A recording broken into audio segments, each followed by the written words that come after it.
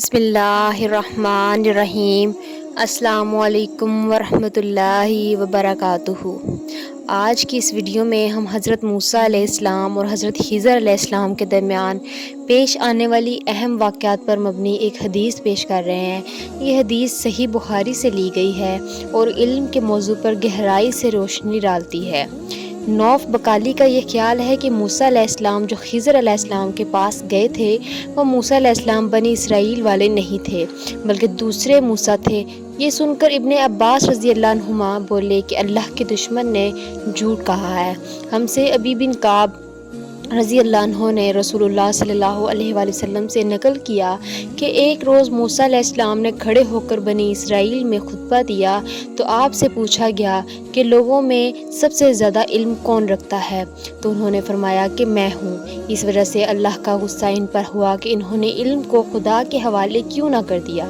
تب اللہ نے ان کی طرف وحی بھیجی کہ میرے بندوں میں سے ایک بندہ دریاؤں کے سنگم پر ہے جہاں فارس اور روم کی سمندر ملتے ہیں، وہ تجھ سے زیادہ عالم ہے۔ موسیٰ علیہ السلام نے کہا اے پروردگار، میری ان سے ملاقات کیسے ہو؟ حکم ہوا کہ ایک مچھلی زنبیل میں رکھ لو، پھر جہاں تم اس مچھلی کو گم کر دو گے بندہ وہیں تمہیں ملے گا۔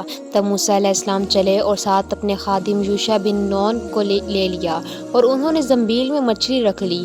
جب ایک پتھر کے پاس پہنچے دونوں اپنے سر اس پر رکھ کر سو گئے اور مچھلی زنبیل سے نکل کر دریا میں اپنی راہ بناتی چلی گئی، اور یہ بات موسیٰ علیہ السلام اور ان کے ساتھی کے لیے بے حد تعجب کی تھی۔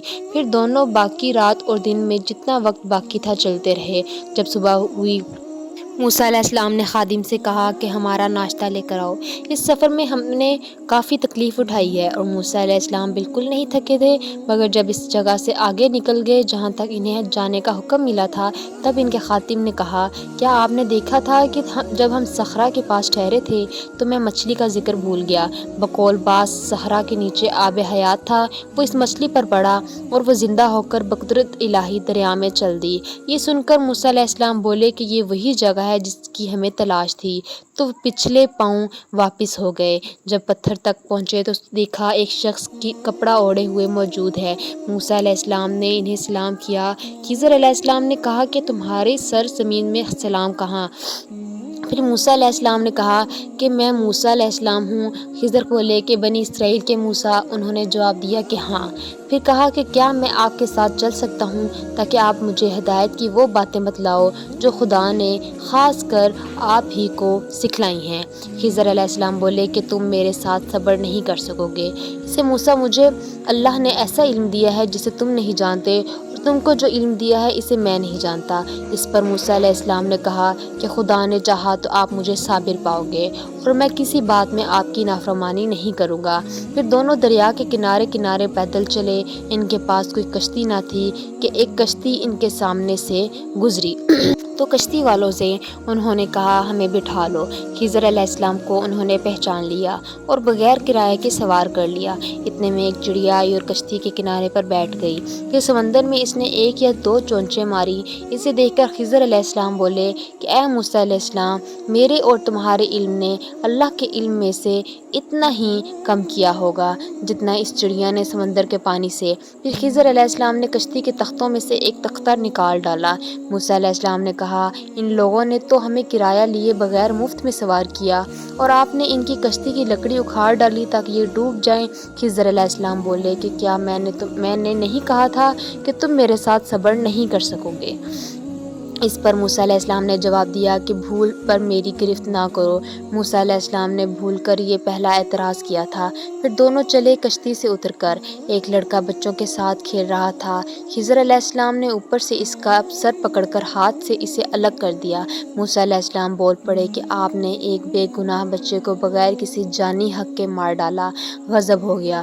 خضر علیہ السلام بولے کہ میں نے تم سے نہیں کہا تھا کہ تم میرے ساتھ صبر نہیں کر سکو گے؟